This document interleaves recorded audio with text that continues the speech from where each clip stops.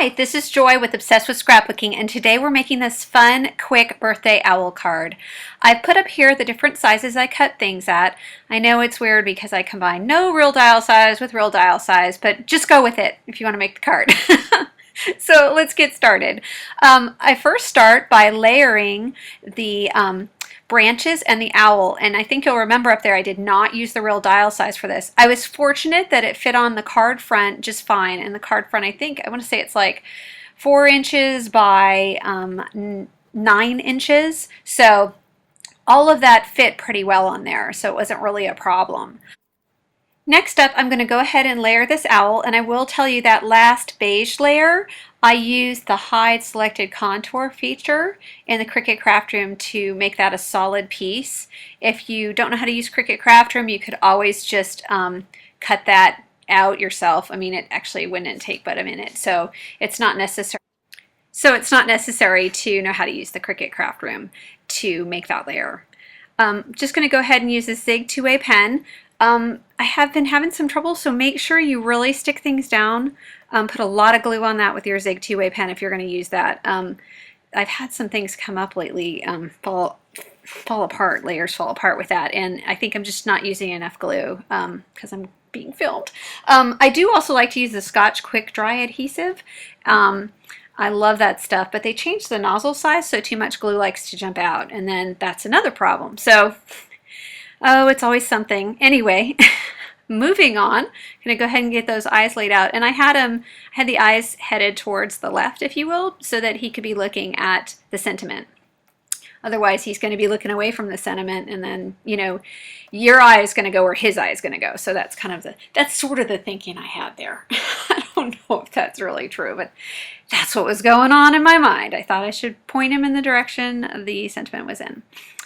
Alrighty, next we're going to go ahead and use some repositionable spray adhesive. It's the Stick and Spray for my, my background overlay, which I did use the real dial size for at the beginning. I also used the Cricut Craft Room again with the Hide Selected Contour to make a precisely fitting backdrop. But you really don't have to do that. You could probably just cut that because it's already so rectangular.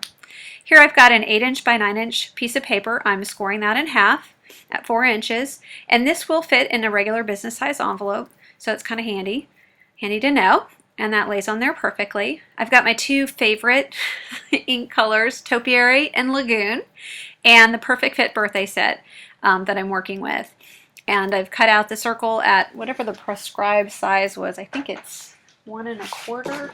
Let's take a peek here. It is 1 1/4, that's right. Now, when I cut this, I took a look and I didn't think it was good enough. Always remember you got 2 sides, guys, unless it's something that has to point a certain way. If you've got a geometric shape, you're pretty much okay. But it's very hard to do this unless I get my big head in the way. So, sorry about that. I love this set because it's so easy to layer the different parts of it. So I just did the outline in the topiary, and now I'm going to say the happy birthday to you is in the Lagoon color. So there you go with that. Finally, I'm just going to get the whole card laid out and start sticking the pieces down. I like to take a little peek here and see. I had a vision in mind, but it's always good to kind of lay it out where things are going to go. So that's what you see me doing here. And I realized, boy, that tree branch is hanging out there all alone. It really needs to be anchored down with something. So I'm using this brown and white striped ribbon. Close to My Heart does sell that. I've gone ahead and tied it with some twine to have it tuck in a little bit. I thought that would be nicer if it had a little indentation. I'm not sure that actually worked out, so I'm not sure that was a necessary step. Later I was like, I don't know if that even mattered. I'm going to go ahead and use, they call this the cheater method, where you use the Scotch tape and you tape down the ribbon.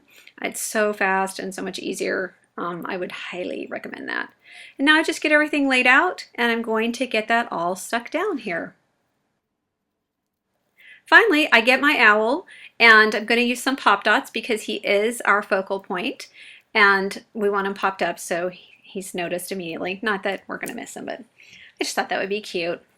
Not a big deal. I love pop dots. I don't know about you guys. They're everywhere. You can get them at any store. Finally, I'm going to go ahead and tape down the entire paper we just made, the whole front, card front. I like to make the card front and then stick it on the card. I probably do that, I want to say 99% of the time. That way if you make any mistakes, you don't ruin the card front. If you want to add ribbon wrapped around it, it's no big deal. Here I'm just trimming off the ends of that twine.